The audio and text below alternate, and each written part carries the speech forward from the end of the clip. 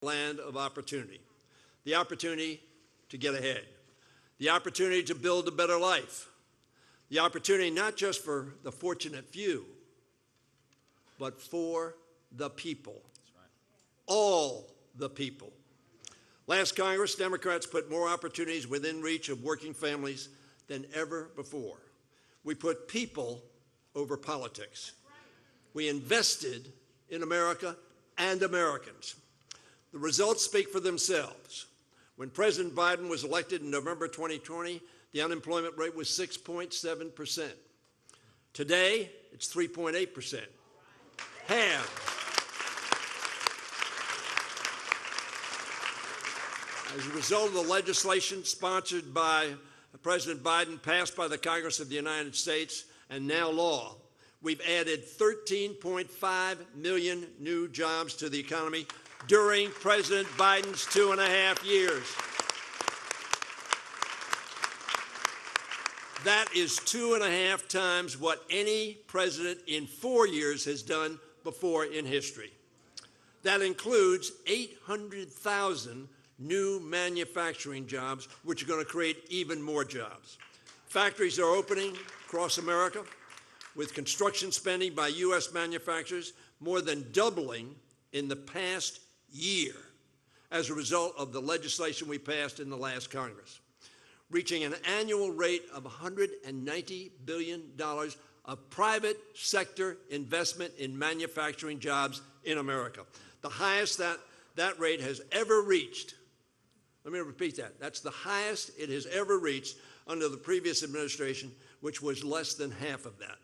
Wages continue to grow faster than inflation, which has fallen to less than half of what it is a year ago, but still too high, and we're still working on bringing it down.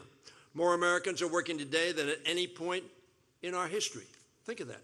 More working Americans today than any time in our history. Americans have the grit, the ingenuity, and the determination to build their communities and their country. They just need the tools. They need the wherewithal, the opportunity to, as I say, make it in America. That's why we passed laws to lower their health care, prescription drug, and energy costs. It's why we took historic action to build safer communities and to expand care for our veterans. And it's the reason that we made once-in-a-generation investments in infrastructure and manufacturing to create jobs, strengthen our supply chains, and give a better quality of life for our people. The impact of these policies will only continue to grow as we implement these historic laws. The President's going to talk about those. I've been proud to help lead House Democrats in that effort as chair of the new Regional Leadership Council and in the last Congress as Majority Leader. We're ensuring that these transformative laws reach every American in every corner of the country, from our biggest cities to our smallest towns and most rural areas. No matter where they live, all Americans deserve to see how these laws are investing in America, investing in Americans, creating jobs, lowering costs, and strengthening the middle class. I congratulate and thank President Biden and his administration for advancing that mission here in Maryland and throughout the country. Yeah, that's the applause line. Ladies and gentlemen, on behalf of my children, my grandchildren, and my great-grandchildren, I thank President Biden for investing in a stronger, healthier, more competitive, and more job-producing America, today, tomorrow, and for generations yet to come. Now I'm pleased to introduce the junior senator, Chris Van Hollen.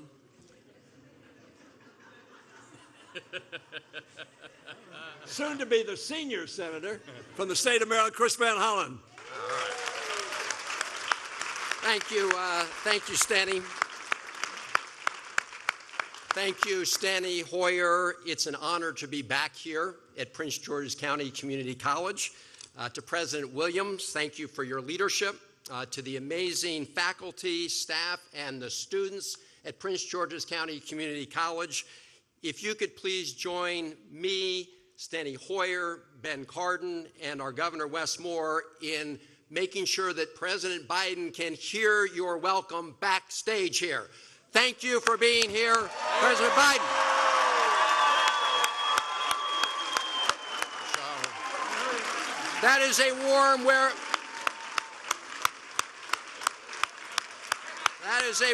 Maryland welcome. You know, this community college helps create strong career pathways so that students can achieve their dreams. So it's fitting that President Biden is here today to talk about his economic agenda, because Bidenomics is about creating pathways to make the American dream come true for all Americans. You know, for far too long, the reigning economic ideology in this country, and it's a fact that this has been especially true among Republicans and the MAGA crowd, has been the idea of trickle-down economics. You know what that is. It's the idea that you give big tax breaks to the very, very wealthy, and that somehow the benefits of those tax cuts will trickle down and lift everybody else up. That's the theory. The theory is that those tax cuts will provide, a rising tide that will lift all boats. Well, that's the theory. Joe Biden knows that in the real world, it just doesn't work that way. He knows that in the real world, trickle-down economics is about making sure that the cuts help rise the waters so that the yachts and the already well-to-do go even higher, but everybody else gets left behind. Everyone else gets left behind. So the very wealthy keep getting wealthier, but everybody else is treading water. That's why instead of building an economy from the top down, trickle down, President Biden has been all about building an economy from the middle class out and from the bottom up, so that we can really raise all people's standard of living. That's what Bidenomics is all about. And we also have the proof from the previous administration as to their agenda, because when President Trump was in the White House and you had Republican control in the House and the Senate, they passed a $2 trillion tax cut that went mostly to the very, very wealthy, and also helped reward some American companies that ship jobs instead of American products overseas. That is not the Biden way. Instead of giving more tax cuts to corporations that ship jobs overseas, President Biden has pushed through laws that finally require the biggest multinational corporations to pay a little bit more of their fair share. I want you to think about this fact. In 2020, the year before Joe Biden was sworn in as president, 55 of the biggest corporations in America paid zero federal income taxes on $40 billion of profit. That's not right. Under President Biden, we passed a law requiring a minimum 15% for those very big corporations. But it's how we use those revenues that matters, because what he did, President Biden, is to invest those funds in all of our futures, in making America stronger for everybody. The infrastructure modernization bill is resulting in putting more people to work right here in Prince George's County, building out transportation networks and building out high-speed internet connections. The CHIPS and Science Act, bringing more critical manufacturing jobs back home to the United States of America. The Inflation Reduction Act, creating more homegrown union jobs in the area of clean energy so we can also tackle the climate crisis. And we finally, something we've all been working on for decades, finally said to the big pharmaceutical companies, under the Medicare program gets to negotiate for lower drug prices for seniors. And the results are in. Congressman Hoyer mentioned the 13 million new jobs created, record for that first 2 years of an administration. Unemployment is down to record levels. We are seeing real wages up, union jobs up, new small businesses up. But I'm going to end with this. All of that is at risk right now as we speak.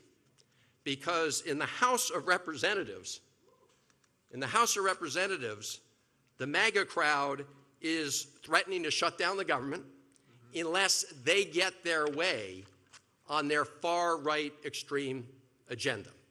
What do they want to do? They want to go right back to trickle-down economics. They're calling for another round of very big tax cuts for the wealthiest Americans. They want to reverse the requirement that Medicare finally negotiate lower drug prices on our behalf. They want to undo the Inflation Reduction Act. So we cannot go back. We cannot turn back the clock. We cannot shut those doors of opportunity. We need to continue to build an inclusive economy with greater shared prosperity for all Americans. That's what Biden economics is all about. So I want to thank the President, thank all of you for being a part of this mission, and I want to thank the person I'm going to bring up next because he's been a critical part of our efforts to get all of that done. I call him not only the senior senator, but the experienced senator from the state of Maryland. I want to thank him. He still has a while to go, and he's going to run right through the finish line, as you can tell from being here today. Ladies and gentlemen, please give Ben Cardin a warm welcome.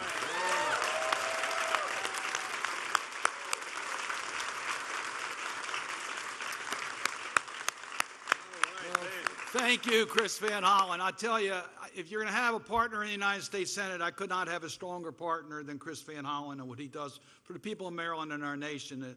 Team Maryland is strong. President Biden's in the House. It gives us a chance to say thank you, Mr. President, for what you've done. When you look at what he's been able to get accomplished in a very divided government, it's incredible. He deserves not only the thanks and appreciation, but the support of the American people for what he's been able to get done for us. Thank you, President Biden.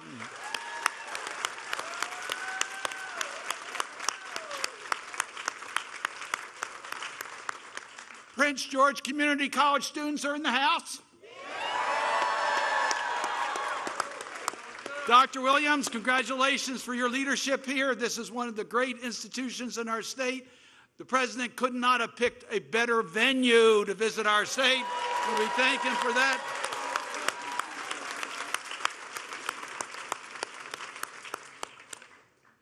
President Biden's vision has been clear from day one: get us back on track after the devastating COVID pandemic and rebuild an economy that lifts up those that are less fortunate and expands the middle class, working from the bottom up, middle out, instead of the top down. You've heard my colleagues, you heard Steny Hoyer talk about that, you've heard Chris Van Hollen talk about that. Bidenomics is a paragon that shifts. It's building out the American economy, and it's a new way to close the income gap. It is working. Millions of Americans have been left behind.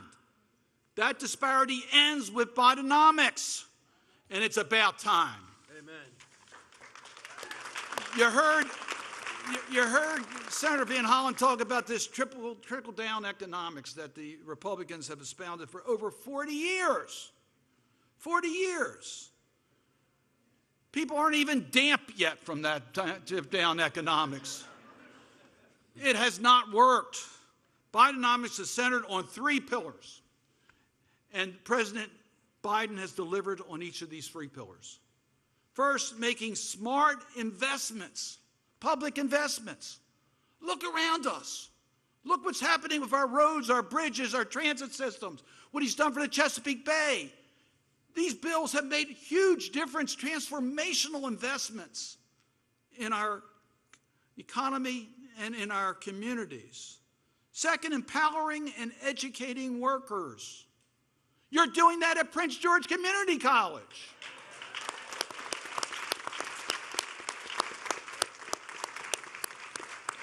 And promoting competition. Americans can compete and win as long as we have a level playing field And Joe Biden's fighting to make sure we have that level playing field so we have the good jobs here in America. I am proud to say that under President Biden's leadership, transformational bills have been passed. You've heard my colleagues list some of those. It's worth repeating because each one of these were incredible in their own right. The CHIPS and Science Bill talks about competition being here for us because we have the technology. We need to make sure that the productions are done here and the research is done here. That's what the CHIPS and Science Bill is all about.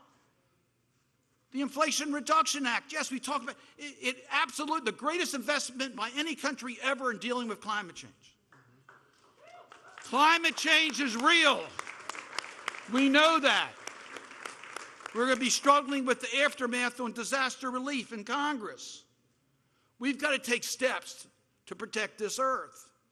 And the United States is now the leader, thanks to President Biden. But in that bill, we also, as pointed out by my colleagues, dealt with health care costs. We know that's a kitchen table discussion on how you're going to pay your health care bills. Well, they're coming down. Insulin, $35 a month, cap. Thank you, President Biden, for what you've done. Negotiating prescription drug costs. We have a plan. And Senator Van Hollen mentioned small business. I chair that committee. We had the largest growth in small businesses in our history, and in Maryland, it was led by women and women of color. We are making progress.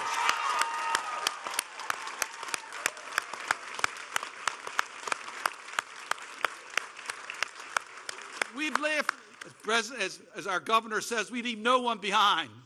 PACT Act, our veterans, a new CBOC here in Prince George's County. We are making investments to do what's right for our veterans. And the list goes on and on and on. And I haven't even mentioned what President Biden's done with our courts. Justice Jackson and the judges that have been appointed. What a difference that is making. And the Respect for Marriage Act, the youth. President Biden's record is one that is absolutely incredible, and he did that in a divided Congress. It was not easy. Now, you heard the job numbers, so I won't repeat them again, but 13.5 million new jobs is worth repeating.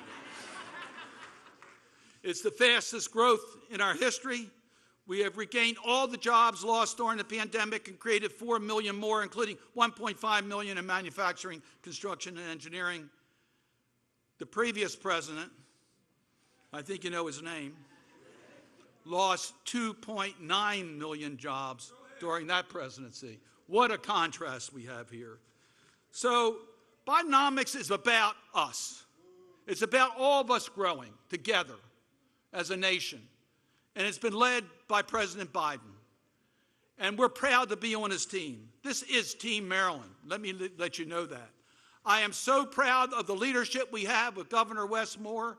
He is poised to take advantage of all of these tools. He's already brought our state together. My only complaint is he calls too often. We've got other work to do at times. But we love him, and we respect everything he's doing, and we're all so proud to be part of Team Maryland. Welcome the Governor of Maryland, Governor Wes Moore.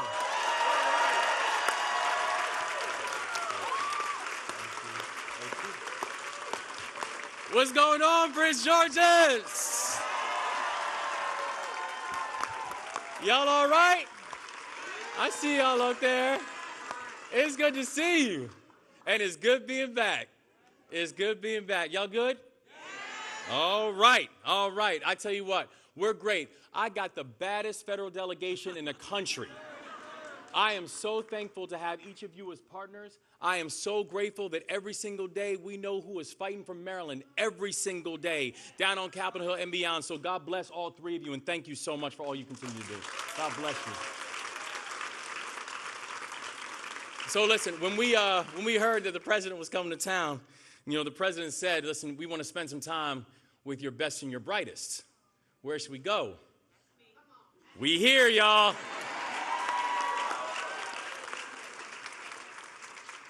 You represent the best of us. Pick the right place. Pick the right place. You represent, that's right. You represent the source of our pride. You represent the hope of every single aspiration we have. You represent the absolute best of us.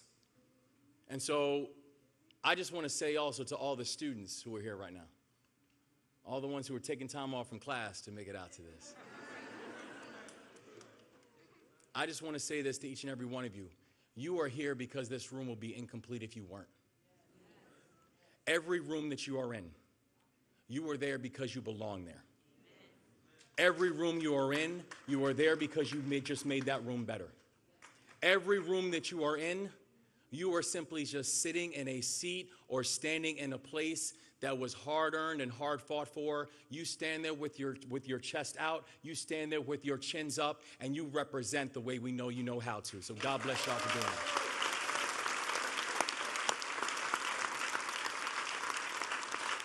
that. And I got to tell y'all, so President Williams, and she knows, being here is also very personal for me. Because there's three things that I wear every single day.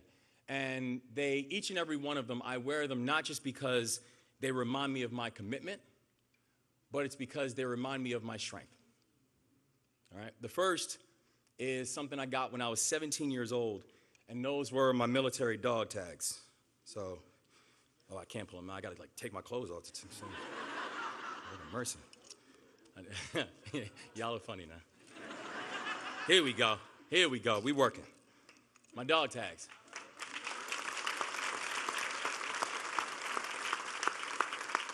I got these when I was 17 years old, and I wear them every single day. And they remind me of a commitment that I made, and they remind me of a pride that I have for every single person that I had the honor of serving with, and the oath that we took. The second thing is I had the joy of 16 years ago marrying my best friend.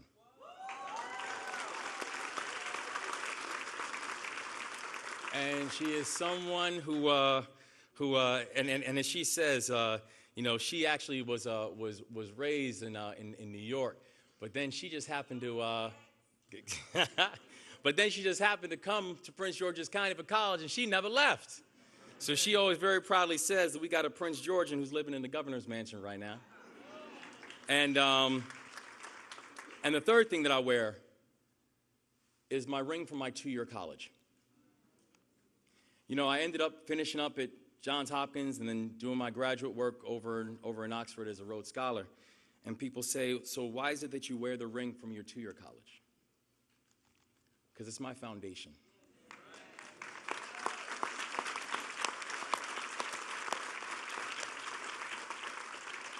It's the foundation that I have been able to use in every single step of my journey, whether it was my time in the military, my time running a small business, my time running one of the largest poverty-fighting organizations in this country, or whether it was because of all of you becoming the 63rd governor of the state of Maryland, the first African-American in the history of this state.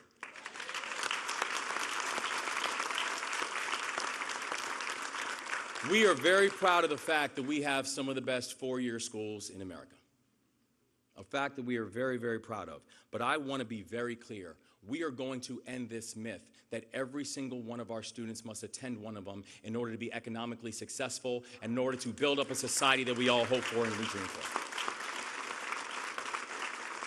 We need to and we will make sure we are rewarding Marylanders from all walks of life and from all paths to make sure that no matter your start and no matter your destination, that you are going to have a state that supports you, that believes in you, and that is willing to invest in you. Because we need you. And when we say that, I'm thinking about people like Nicole. Nicole is a mother of 6 who I met at Howard Community College. Nicole was working as a full-time medical assistant while pursuing her associate's degree in nursing.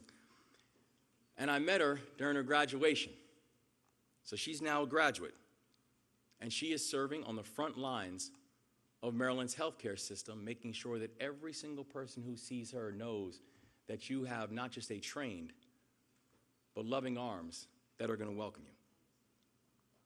Her journey shows how community colleges open up the pathway for success, and not just for some, but for everyone who is courageous and hardworking enough to walk through them. that no matter your age, no matter your field, no matter your profession, no matter your passion, this place can and should be home. And we need to lift up people like Nicole and so many others, like so many here, who want to gain new skills, even if they're already part of the workforce. And that's why today, I am proud to announce that the state of Maryland will be directing $17 million towards adult education, and that includes funding for all 16 of the community colleges here in the state of Maryland.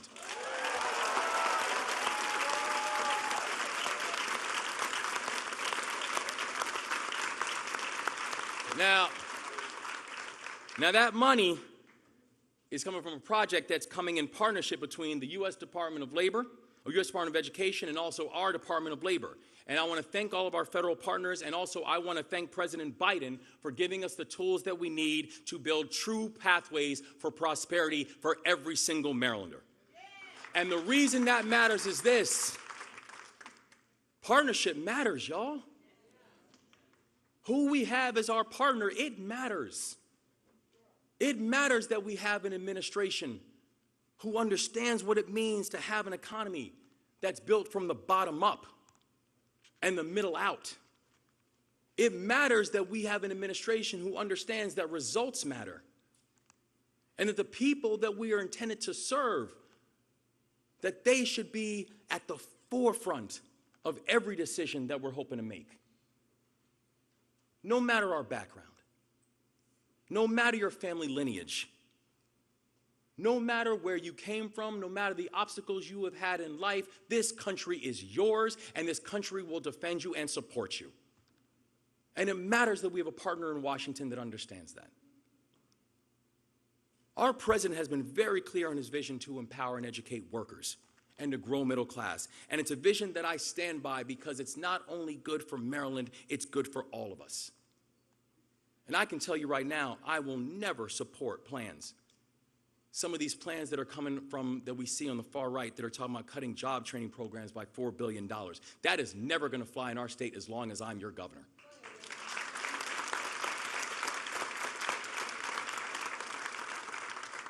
So for all of you who are here right now, and for so many of you students, the ones who took time off from work to be here, for some of you who had to commute over an hour to be able to get here because there were not enough trains or buses or transportation assets. For all of you who are going to go home tonight and who are going to help your kids with their homework before you have a chance to work on your own. In Maryland, you are seen. In Maryland, you are heard. And in Maryland, you hold the key to all of our strength. So together, we're going to follow the lead of this president. We're going to work together to bring real results. And I can tell you right now, when we do it, this is going to be Maryland's decade. The rest of the country is going to know it. We are putting the rest of this country on notice. I have already let every single governor in this country know your time is up, our time is now. That in partnership, we are going to make this Maryland decade. And y'all, listen to me here. Think about what we've gotten done in the first 9 months. Imagine if you can give us another 4 years. We need this energy. We need the inspiration. We need you to remind people why elections matter. We need you to remind people why next November matters. We need you to remind people that we are moving. And because we're moving in partnership, we're not stopping. It's our decade, y'all. Thank you so much for all you continue to do for our entire state. Thank you.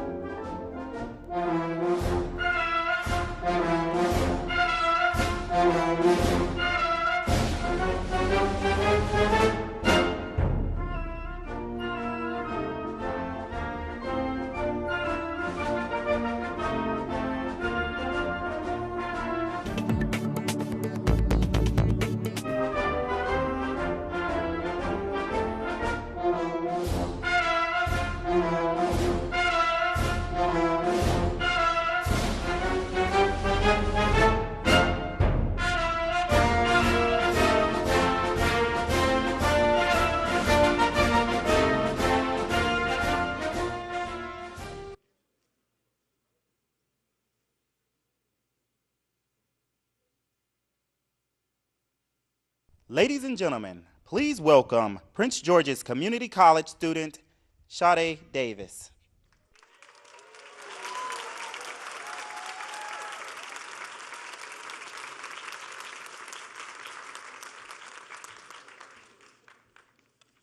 Good afternoon. It's an honor to be here today. My name is Sade Davis, and I'm a second-year student at Prince George's Community College, where I'm studying to earn my associates in public health. As a first-generation college student, I'm also proud to serve as an elected member of the Board of Trustees. My most important role, however, is mom. I'm a mother of 2 young boys, ages 9 and 13, and while they always keep me on my toes, they are both my motivation and inspiration. From my parents, a former police officer, and a proud union maintenance worker, I learned the value of service.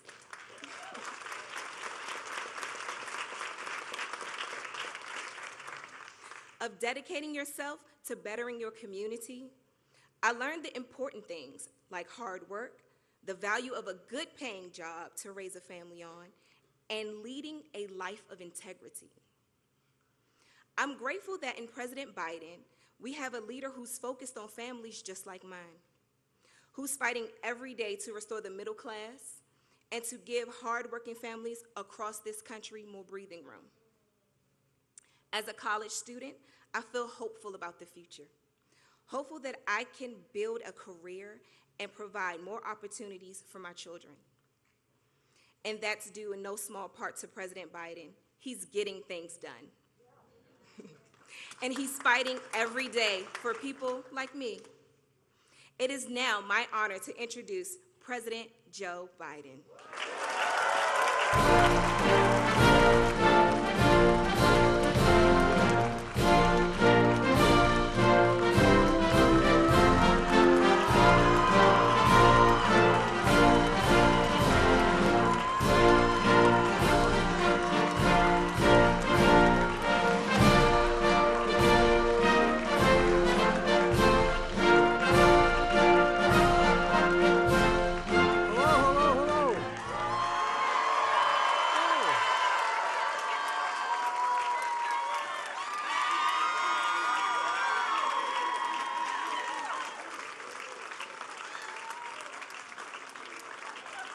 As my mother would instruct me to say, please excuse my back. I apologize.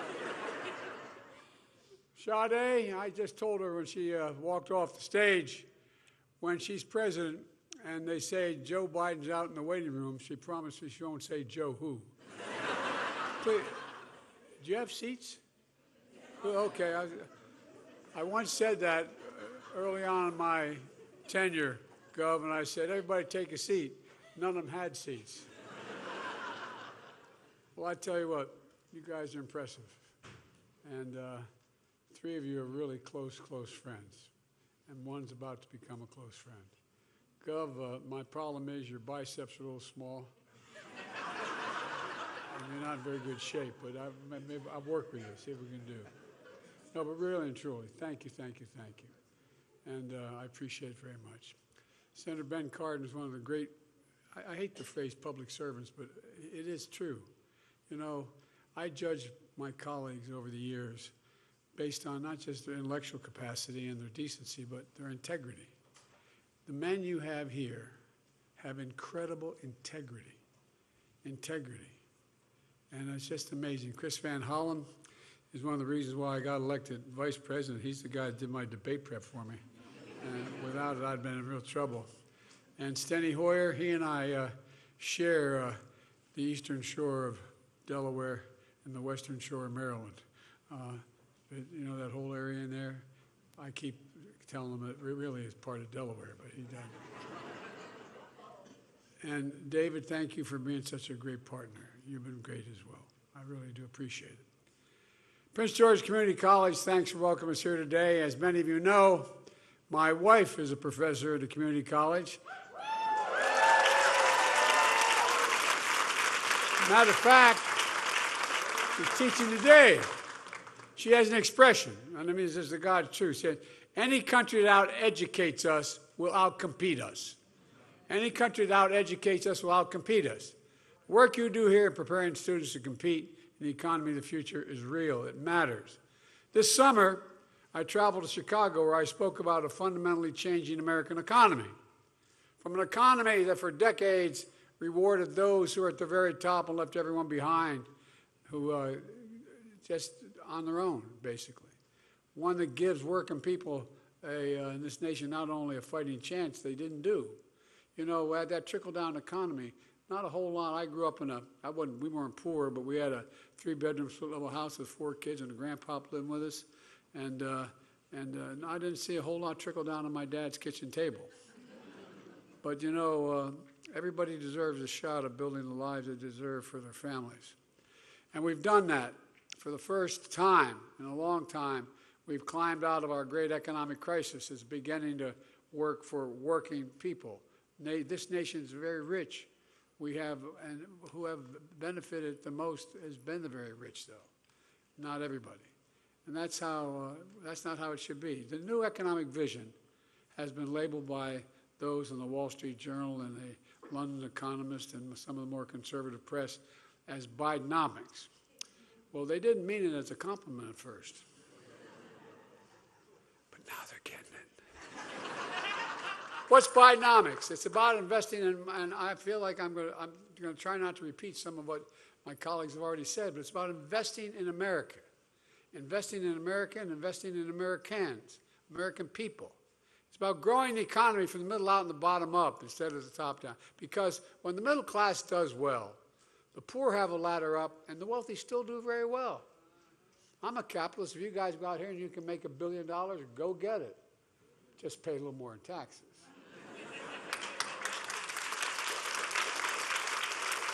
But look, but our friends on the other team, on the other side of the aisle, they have a very different vision for America. And by the way, you have this, I think you have this book on your table, on your chairs, maybe not. Well, I thought did my staff hand this out? You just have a little one. Well, I'm the only president who hands out the opposition's economic plan. Oh, you think I'm kidding? Protecting American Economic Security, fiscal year 2024, the budget, the study committee of Kevin Hearn, budget, and it goes on. This is the mega budget. You know, I want you to take a look at it. I think we have other copies of it. If we don't, we'll get you some. So since I've come to office, all they've really done is attack me and my economic plan. There hadn't been much else.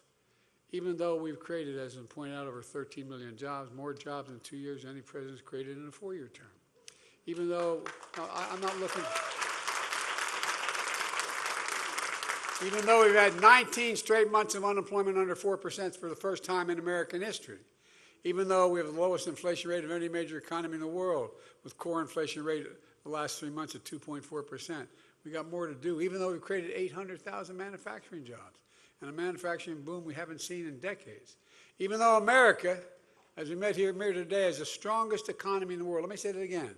America has the strongest economy in the world of all major economics. And all they do is attack it.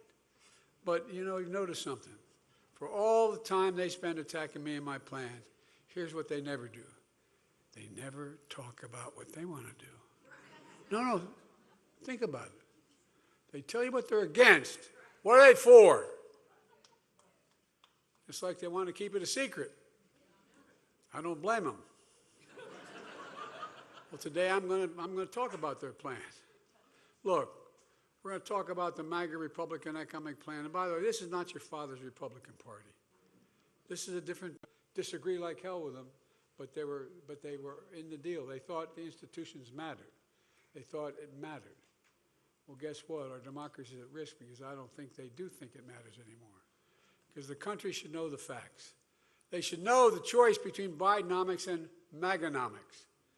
American growth and hope, and we're building, or American lost jobs, raising fears. MAGA Republicans gave us a few short years ago.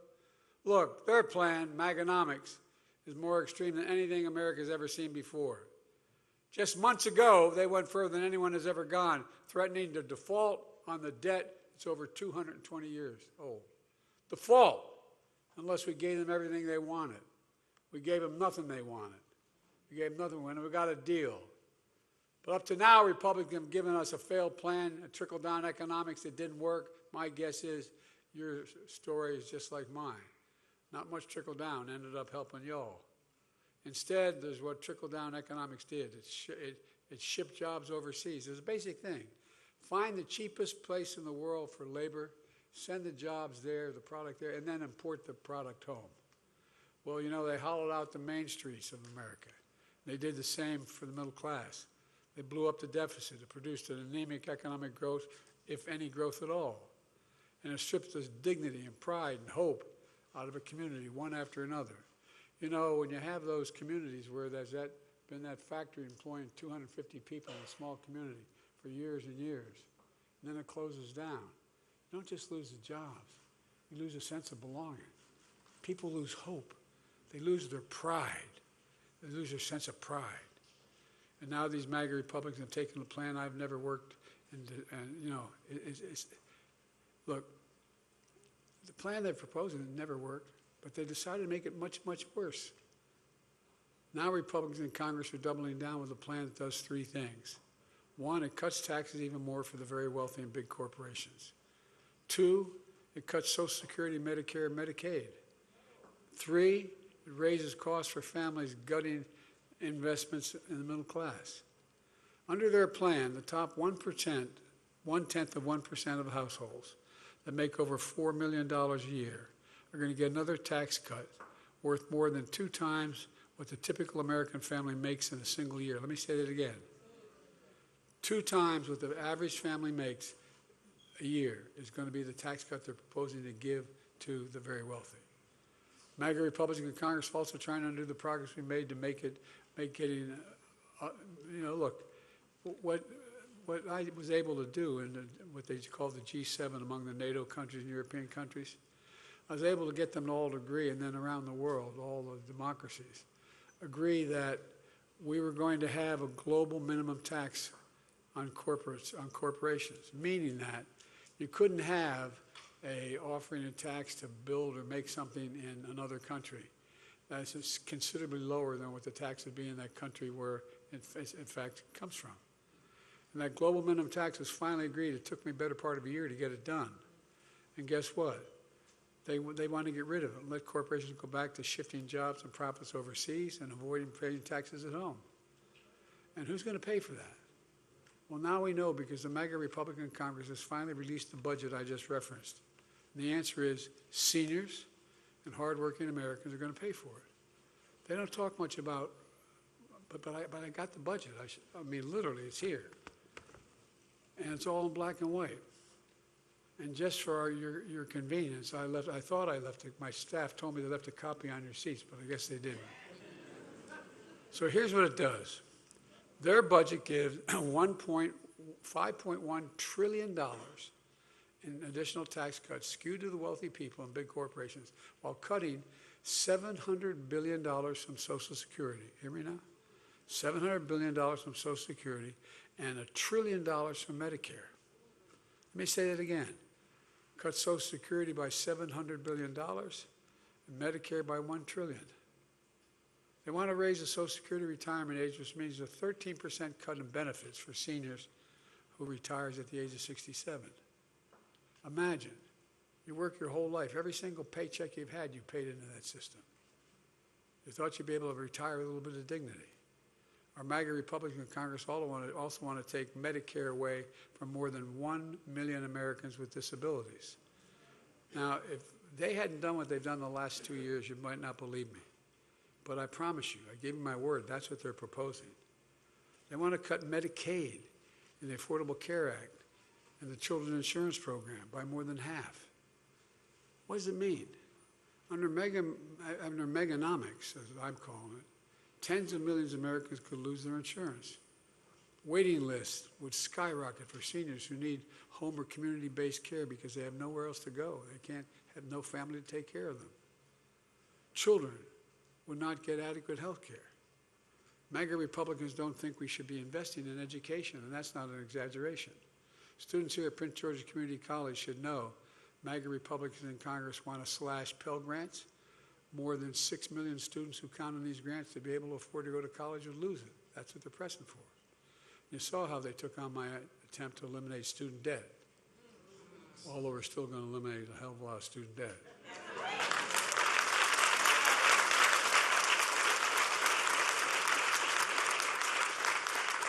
And by the way, they actually want to cut 1,800 food safety inspectors. I'm serious. I mean, unless I was in, I don't know, Russia, you wouldn't think this would make any sense. But here, so they want to slash research on cures for cancer and Alzheimer's by nearly $4 billion. I got my team over here to go along with when President Obama allowed me to set up a whole effort to deal with cancer, allowing me to use any office, any administration facility. And we've invested billions of dollars.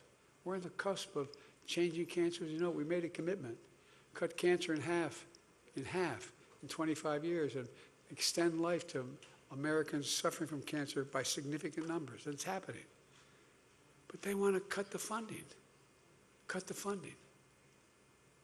They want to cut funding that guarantees the clean air and clean water. They don't want those inspectors out there. The new Republican Bidenomics would mean 82,000 children would lose access to Head Start for low-income students and affordable preschool. Not only are they not willing to support our joint effort among your delegation and me to make sure that we're in a situation where we provide for early education. You know, if you send a child to school, no matter what the background is, not to daycare, but to school, where they teach reading, writing, arithmetic at age 3, the cost is de minimis, and you increase by 56% the chance that that child, no matter what background they come from, will go through 12 years of school and on to community college if they choose, and be able to do that. 56%. Look, folks, they want to cut 226,000 teachers and staff. Could lose their jobs at Title I schools that serve the most vulnerable. And now they're turning their backs on the bipartisan budget deal.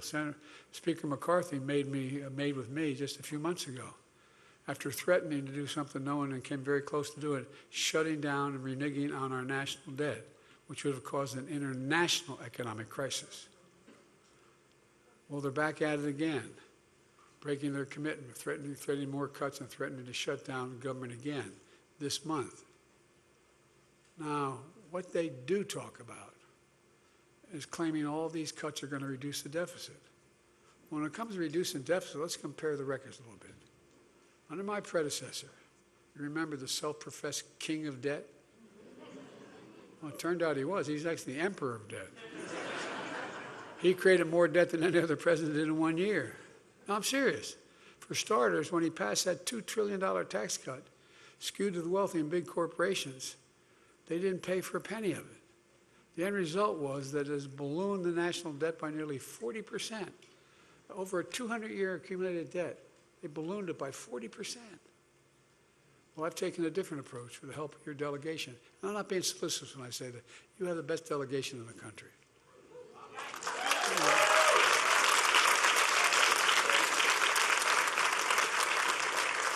And that's not just because my whole family's from Baltimore. Look, we just cut the budget deficit by they helped me cut the deficit by $160 billion. $160 billion. You know how we did it? By giving Medicare the power to negotiate for lower prescription drug costs. I, along with your senators and congressmen, have been trying for our whole careers to take on Big Pharma. Well, they've intimidated. They spent $200 million on having their lobbyists make sure that didn't happen. But guess what? It happened. We finally won. Not a single solitary Republican voted for that. And now they want to repeal it. I hope American seniors are listening because we've made enormous progress here. Let's be clear. We pay more for drug prices for prescription drugs than any nation in the world. And let me be precise with you.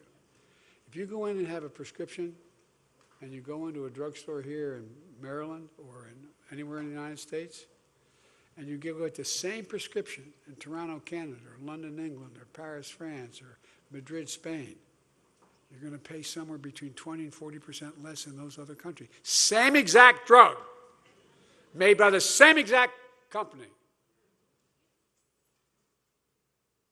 It's wrong.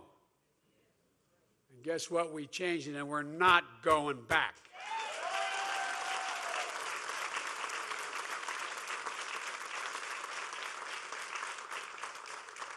I don't get it, man. Up till now, seniors have been paying up to $400 a month for their insulin. We've reduced that to $35, and at $35, the drug company is still making 350% profit, because the guy who invented the insulin for diabetes didn't patent it because he wanted it available to everybody. To make it and to package it costs $13 to $14, and they're paying $35 now for it. $35. Democrats just got, and Republicans are trying to take that away. We did something else too you should be aware of. Just a few years ago, as was pointed out, 55 of the largest corporations, the Fortune 500, paid zero in income tax, and they made $40 billion. I said I was going to do everything I could to make sure they start paying their fair share. Well, we changed that. Now the biggest corporations have to pay a minimum tax of 15%, so they don't get away with paying nothing. As a matter of fact, they're supposed to be paying a minimum of 21%. 21%, that's what the tax law says. You know, big corporations are, by the way, I know a little bit about big corporations. I'm from Delaware. More corporations are incorporated in Delaware than every other state in the United States of America combined. And look, I want them to do well, but pay your taxes. But they're complaining. So MAGA Republicans are carrying their water. They want to go back to telling them pay nothing again, and you have to pick up the tab instead. You pick up the tab. Not only are they refusing to take corporations, make them pay their fair share. Early this week it was reported that MAGA Republicans are planning to give an additional, this is not, again, this is all public, an additional $1 trillion tax cut. $1 trillion tax cut for big corporations. We're doing very well, I might add. Apparently, they think corporations which make record profits in recent years pay too much in taxes. It's unbelievable. To hear MAGA Republicans in Congress tell it the only way to reduce the deficit is to cut Medicare, Social Security, that you have paid for in your whole life. From the time you've had your first job, you had to pay into Social Security. Out of every paycheck. Give me a break. These guys are just plain wrong, and they proved it. On my watch, the deficit already has fallen by over $1 trillion. $1 trillion so far. I signed legislation to reduce the deficit by another $1 trillion over the next decade. And the budget I'm putting forward this year would cut the deficit by another $2.5 trillion on top of that. We're doing it by making the wealthy and big corporations begin to pay their fair share. I'm not talking about 70% taxes. I'm talking about 36% trans taxes, 24% taxes. How many of you think the tax code is fair? Raise your hand. Even if you're making it. No, I'm serious. Even if you're making a lot of money. You know, we've gone in the pandemic from about 740 billionaires in America to 1,000. Well, guess what? These billionaires pay an average of, guess what? Less than 8% in federal taxes. Less than 8% on a yearly basis. They pay a lower tax rate than a firefighter, a teacher, a cop. How can that be right? How can that possibly be right? My friends came up with an answer. Guess what? The Republicans, last time out, when they were in charge, and the last president was there, what they did was they cut the number of tax examiners. They cut them. Everything, well, that's great. You want to get rid of those tax examiners. Guess what? They cut all the folks that are very sophisticated tax examiners. That takes years to learn and how you go through $1 trillion income, how you determine what they pay. They cut them. It's time billionaires began to pay at least a minimum tax of 25%, for God's sake. There'll still be multi-billionaires at that.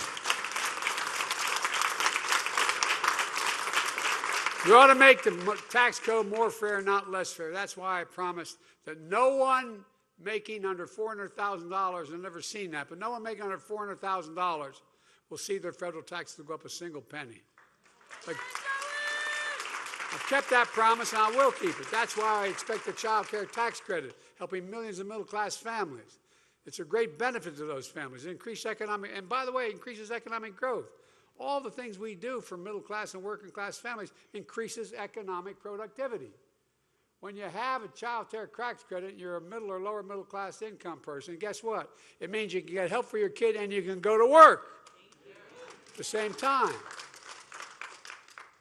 And now MAGA Republicans in Congress did not support continuing that extended tax cut. And this week we learned what happened as a result of their position. About 3 million more kids are now living in poverty because we've cut that again. I'm fighting to restore the child tax credit and once again lift these kids out of poverty. Folks, it wasn't that long ago we were losing jobs in this country. In fact, only 2 presidents in American history with fewer jobs the day they left office than when they started. One was President Hoover, and the other was Donald Hoover Trump. Seriously, only 2 presidents in American history. And look, you may remember my predecessor promised to be the greatest job president in history. Well, it didn't really work out that way.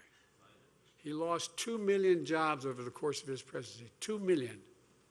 We've created 13.4 million new jobs. We not only recovered all the jobs we lost during the pandemic, we've added millions more. We've seen record lows in unemployment, particularly, and I've focused on this my whole career, particularly for African Americans and Hispanic workers and veterans. You know, the workers without high school diplomas, the lowest unemployment rate in 70 years for women now. You know, by the way, when I got elected, I promised I wanted an administration that looked like America. I got more women in the cabinet than any president has ever in history. I got more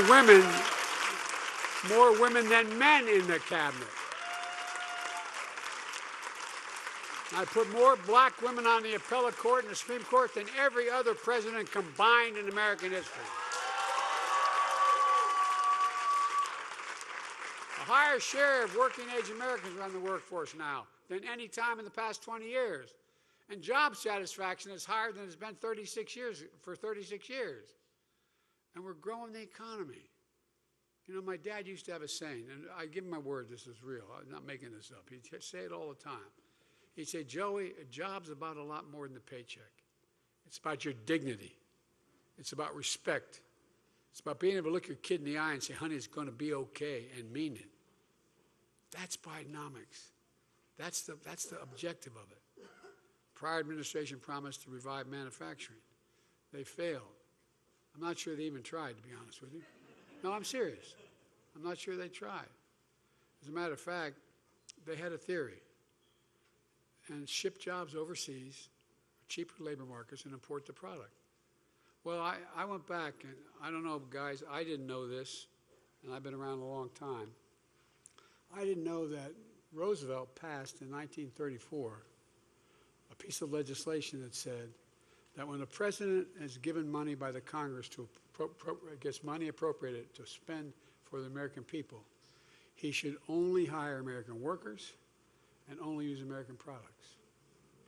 No president ever tried to really keep that going, but I have.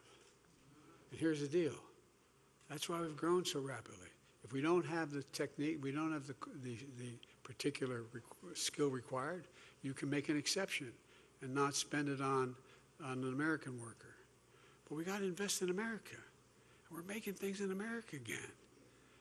You know, folks, it's just amazing how much has changed. We used to have the largest economy in the world in terms of manufacturing. Under my presidency, America has surged to the front again. We're now on track having the strongest economy in the world for decades to come. Prior administration promised to rebuild our nation's infrastructure. Remember Infrastructure Week? Every week, and then Infrastructure Month? Well, guess what? It never came. Great real estate builder, the former president, he didn't build a damn thing. You know, I mean, think about this. Can you believe we used to have the best infrastructure in the world? We have the best infrastructure, not a joke, the best infrastructure in the world, rated by all these international agencies. But guess what? We fell to rank number 13 in the world. 13 in the world, 12 countries.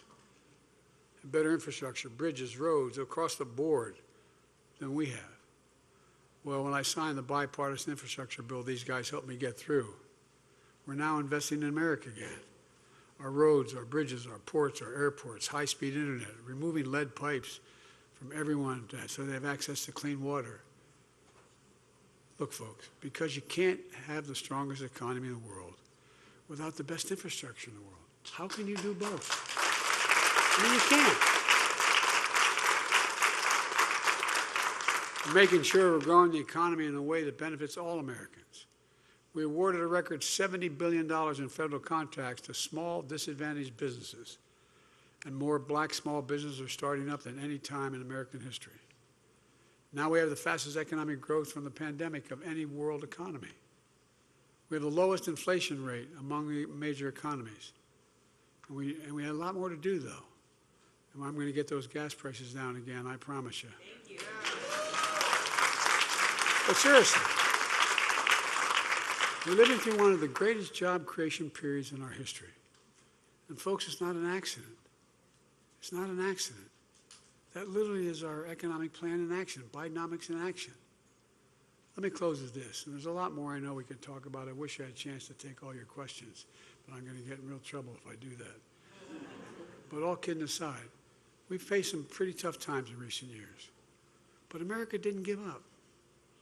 America never gives up. I've said it 1,000 times. There's no quit in America. No quit. But you hear from our friends on the other side, the MAGA Republicans, what's wrong with America. Everything's wrong with America. They keep telling us America's failing. Well, they're wrong. They're failing. America's not failing. America's winning. And there's one reason for it. You, all you people, get up every single morning and go out to try to do the right thing. You, the American people, you're the ones with a grit and determination, not me or your elected officials, you. Whatever we've set our mind to as a country, we've always accomplished. We've never failed. Not a joke. Think about it. Name me one objective America's set that they haven't been able to accomplish if we work together. Name one. And folks, that's not going to change. I've long said it's never been a good bet to bet against America. It's not a good bet today. America's best days are ahead of us, not behind us. And I can tell you, I know virtually every major world leader and know most of them pretty well. Every one of them is looking to us. Every single one of them. I can honestly say I've never been more optimistic about America's future. Never, never, never. We just remember who the hell we are. We're the United States of America. And this is for real. This isn't a campaign speech. This is for real. There's nothing beyond our capacity when we work together. Nothing.